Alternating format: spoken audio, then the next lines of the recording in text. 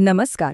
आज आपण औपचारिक पत्रलेखन म्हणजेच फॉर्मल लेटर रायटिंग या कलेबद्दल बोलणार आहोत. व्यावसायिक जगात पुढे जाण्यासाठी हे स्किल खूपच महत्त्वाचं आहे. चला तर मग सुरुवात करूया. कधी असं झालंय का की एखादा महत्त्वाचं पत्र लिहायचंय, समजा नोकरीसाठी अर्ज करायचा आहे किंवा कुठल्या तरी सरकारी कार्यालयात काहीतरी काम आहे आणि नेमकं काय आणि कसं लिहावं हेच कळत नाहीये. म्हणजे रोजच्या व्हॉट्सॲप मेसेजेसपेक्षा हे प्रकरण खूपच वेगळं आहे नाही का? एकदम शब्द सुचत नाहीत आणि आपलं पत्र वाचणाऱ्यावर योग्य प्रभाव पाडेल की नाही याची एक भीती वाटायला लागते. तर मग हा जो गोंधळ उडतो ना, त्यावर मात करण्यासाठी सगळ्यात आधी आपण एक गोष्ट समजून घेऊया. ती म्हणजे औपचारिक आणि अनौपचारिक पत्रव्यवहारातला मूळ फरक.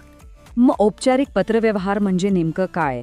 सोप्या भाषेत सांगायचं तर ही एक शिस्तबद्ध संवाद साधण्याची पद्धत आहे, जी आपण ऑफिसच्या कामांसाठी, व्यवसायासाठी किंवा कोणत्याही अधिकृत कामासाठी वापरतो.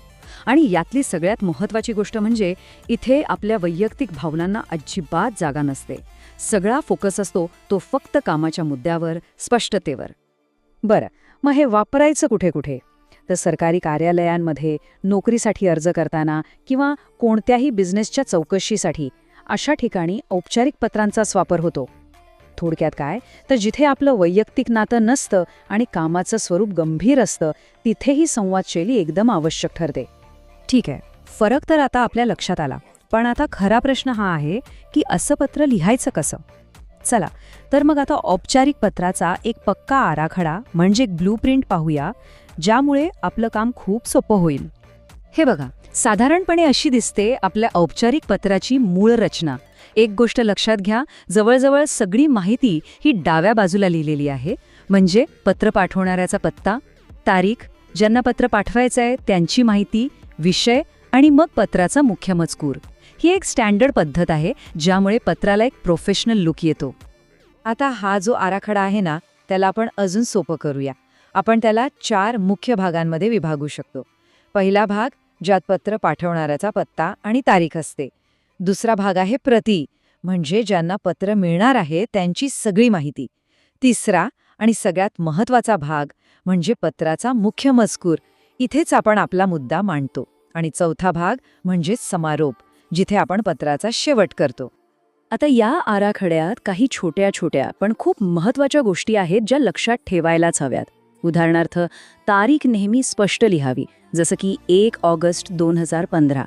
पत्राचा विषय हा अगदी थोडक्यात पण एकदम नेमका असावा, म्हणजे पत्र उघडायच्या आधीच ते कशाबद्दल आहे हे कळलं पाहिजे. महोदय किंवा महोदया असं आदरपूर्वक संबोधन वापरायचं आणि शेवटी आपला विश्वासू असं लिहून पत्राचा योग्य तो शेवट करायचा. पण थांबा, फक्त योग्य आराखडा असून भागत नाही, बरोबर? पत्रातला मजकूर पण तेवढाच प्रभावी असायला हवा आणि त्यासाठीच आपल्याला समजून घ्यावे लागतील उत्तम लेखनाचे 4 C. हो, फक्त 4 गुण आहेत जे आपल्या पत्राला एका वेगळ्याच उंचीवर नेऊन ठेवतात. जर योग्य आराखड्याला या 4 गुणांची जोड मिळाली तर आपलं पत्र नक्कीच प्रभावी ठरेल. चला पाहूया हे 4 गुण आहेत तरी कोणते. हे आहेत ते 4 C.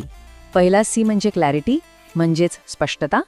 आपला मुद्दा कोणताही गोंधळ न करता सरळ मांडा. दुसरा आहे कन्साइसनेस, म्हणजे संक्षिप्तता. कमीत कमी शब्दांत आपलं म्हणणं सांगा. तिसरा C आहे करेक्टनेस, म्हणजे अचूकता. व्याकरण किंवा माहितीमध्ये कोणतीही चूक नको. आणि चौथा कर्टसी, म्हणजेच सौजन्य. आपली भाषा नेहमी नम्र आणि आदरपूर्वक असावी. बरं, तर मग ह्या सगळ्या माहितीचा सार काय? आपण हे सगळं एका अत्यंत सोप्या सूत्रामध्ये बसवू शकतो. हे सूत्र नेहमी लक्षात ठेवा. एक योग्य आराखडा आणि त्याला जोड त्या 4 C'ची, म्हणजेच स्पष्टता, संक्षिप्तता, अचूकता आणि सौजन्य. या दोन्हींचं योग्य मिश्रण झालं की तयार होतो एक प्रभावी औपचारिक संवाद. खरंच इतकं सोपं आहे. आणि जाता जाता एक विचार, आजच्या या टेक्स्ट मेसेज आणि इमोजीच्या जगात जिथे सगळा संवाद इतका वेगवान आणि अनौपचारिक झाला आहे, तिथे औपचारिक पत्रलेखनासारख्या कलेचं स्थान काय असेल? विचार करायला लावणारा प्रश्न आहे नाही का? यावर नक्की विचार करा.